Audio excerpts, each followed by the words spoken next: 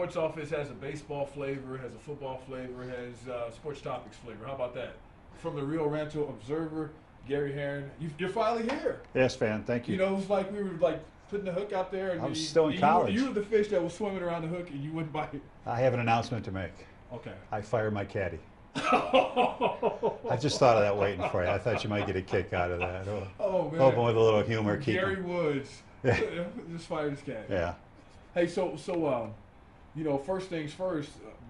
Baseball is like one thing that you are like a historian here in this area, and you know a lot about New Mexico baseball, and you put it all in a book now. Oh, it's not all in there, man. There's a lot. Well, you know what you could get in the book. Right. Baseball in New Mexico, Arcadia Publishing, came out in March. It's on sale, bookstores everywhere. It was a labor of love. I haven't told anybody that I want to be the next Stephen King. This is probably the only book I'll ever write. Stephen King with a ball in the bat. Yeah, or you know, one of the big shots. It's more like a scrapbook. It's Arcadia Publishing, and they do hundreds and hundreds of books. There's probably at least 150 about baseball around the U.S., and there's small towns. The little town I grew up in's got its own book too. They're heavy on images. There's over 200 images, cool. Which is photos, score sheets, and things like that. It wasn't a whole lot of writing. Like I said, it's more like a scrapbook, and I had a lot of fun with it. I've learned a lot since then. One thing I'm surprising people with is, maybe you know this, I would guess not, the number of Major League ball players born in New Mexico since New Mexico became a state. How many guys have played in the Major League? Just 24. Kyle Weiland became the 24th a couple of Sundays ago when he pitched for the Red Sox. That's it, 24. So I'm putting together a binder now with as many baseball cards of these guys and bios and photos, autographs if I can find them, kind of collecting that. I'm not saying that's going to be a book, but it's going to be something I want to be the authority on. Well, you know, what was, when you were researching that book and you were doing all this stuff, is that the one thing that was the most surprising thing that you found as far as baseball in New Mexico, or did you find a story that, oh wow, that knocked your socks off? No, I've always had an appreciation for two or three of the guys that have come up through New Mexico that were born here, not raised here so much. Ralph Kiner, you know, I've read his autobiography, the only Hall of Famer born in New Mexico. Vern Stevens, who back in the late 40s, early 50s was comparable to Nomar Garcia-Parra, Derek Jeter, A-Rod, with being shortstops with like 30 to 40 some home runs and 130 or more RBIs. He had a lot of pop, played for the Browns and the Red Sox, and I'd see Vern Stevens and Fred Haney, who was born, now I've read recently, he was born in Bernalillo. I'm thinking there might have been some confusion. It was Bernalillo County because the other sources say he was born in Albuquerque. 1898, was a teammate of Ty Cobb, was a general manager for the Los Angeles Angels when they began. 57 and 58, he was a manager of the Milwaukee Braves. Got to 2 World Series, but here from Albuquerque. And then, like I said, the latest, Kyle Weiland. I had talked to Jordan Pacheco when the Colorado Springs Sky Sox were in town, and of course he thought there were 40 or 50 guys from New Mexico. I said, well, you know, you could be the 24th. Unfortunately, he didn't get the call to the Rockies, and Kyle Weiland got the call to the Red Sox. I saw Weiland. I know he's had a couple of starts now. Pacheco, what did he think when you told him that number? Was that shocking for him? Oh yeah, yeah. 24, the state's been around for 100 years. I think we've got more than Delaware and Montana.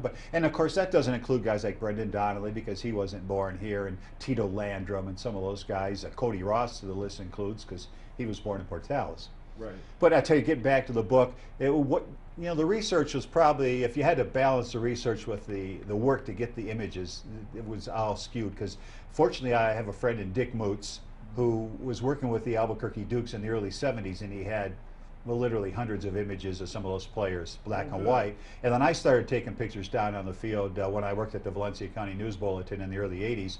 So I had probably another half of the photos. I put in the score sheets from the Isotopes' first ever game on April 11th, 2003. And there's actually a score sheet in there from the 1937 Albuquerque Cardinals that I found. I've got a scorebook from that team in the collection. You know, now that you're a famous author. And I'm an author. And all that, as far as I know, that was a hard labor of love to do because you have so much other stuff to do with the Rio Rancho Observer, and football is coming up now, and you got 2 teams that you're mainly covering in your area, Rio Rancho and Cleveland. And when we look at Cleveland, I see them as one of the teams that's going to be a powerhouse in Class 5A this year. They will be, and I don't know how long that's going to last after this season because some of their talented players are going to be seniors this year. The Southpaw Cole Gauchi, their quarterback that came here from Texas, strong arm, big guy, prototypical size, and he's verbally committed to New Mexico State. And Thomas Knox, good running back. They've got some pretty good receivers. They've got good size on both lines. They got a great coach, Kirk Potter. He may be one of the underrated coaches too. He's got his knee repaired, so he's walking a little bit better. They brought in the new assistant from Clovis. Then they've brought in the defensive coordinator came from Texas, Bruce, and I can't remember his last name, but they're really putting together something there. And like I said, I don't know how good that team of 2012 is going to be, but this 2011 team should be really good. You know, based on my experience with Southeastern New Mexico football, because all those guys come from that area. You know, when Bruce Carver would set things up, you know, it's like even the facilities. You could tell it has that Southeastern New Mexico influence on it because the facilities are nice and big, and those teams when they just reload. I mean, you know, yeah. I know guys are graduating, but based on my experience with that, I think that they're going to be good for a while. Well, there's certainly strong Yaffle teams in the area too, the feeder programs, and they've got. I think that really helps. There were like 20 Yaffle teams last year, split between Rio Rancho and Cleveland, and getting the kids interested and liking the game at that age is obviously very important. And the coaches that have the good sense to let the kids play other sports too. It's not just football, football, football. They go from football to wrestling, and then maybe they're throwers on the track team or sprinters if they're skill position players. Yeah, and plus, to me, I think that's good because you've got to keep those grades up the whole year. You can't slack off in the winter if you only play football. You've got to maintain that academic thing too, and I think that helps the athletes. I think it teaches the kids something also about being an adult and even working environment when you have a regular job, how to learn how to grind. Yeah. Because I think society is losing a little bit of that when you see all these video games and stuff like that, and you got kids coming up now and they don't want to pay the dues for whatever job they want. They want to go straight to the top. Hey, I'm here. You've been waiting for me your whole life. I don't know what I'm doing, but I deserve the top spot, and I deserve this. You're seeing a lot of that. Isn't there a Lobo basketball player that could pretty much falls into that category? Oh boy, one and done kind of guy. Yeah. Well, you know what I'm saying. Yeah. I'm not going to say his name just for well, Kirk sake. Potter's old Jerry school. Henry. Yeah, I said his name. That's Okay, right. I know you're talking about. Kirk Potter's old school. He's not going to, I don't even know if he has a cell phone. He's not going to fall into that trap with all the social media stuff. And Dave Howes over at Rio Rancho, he's not old school, but he's not new school. He's been around the game long enough that he's got a no-nonsense approach. How do you feel about the social media stuff? I mean, because I was thinking about these kids coming up now, and I was thinking about some of the things I said when I was that age, and if that was just going, people are writing stories about what I said, and I'm that age. I don't have a chance because you say stupid stuff. You know, like you're learning. You don't know. You're not your best that you're going to be yet because you're an unfinished product. All right. There's maturity involved and stuff like that. And for somebody to take advantage of that and put all that out there, how do you feel about that? Well, Van, as you know, and most people know, I don't have a cell phone, so I'm not following anybody's tweets. Right. I put the twit in Twitter. I don't really care what these athletes are saying. Even the guys, if Todd Helton had a Twitter account, he's one of my favorite athletes. I don't care what Todd's doing, what movie he's going to see, what kind of dressing he has on his salad, or the kids are out in the yard playing. You know, I watch him when the Rockies are on TV. I admire what he does. That's it. I don't know if there's any athlete or anybody in show business or even Van Tate that I'd want to have that access to know what you're doing every minute. I'm going to make myself a peanut butter and jelly sandwich right now.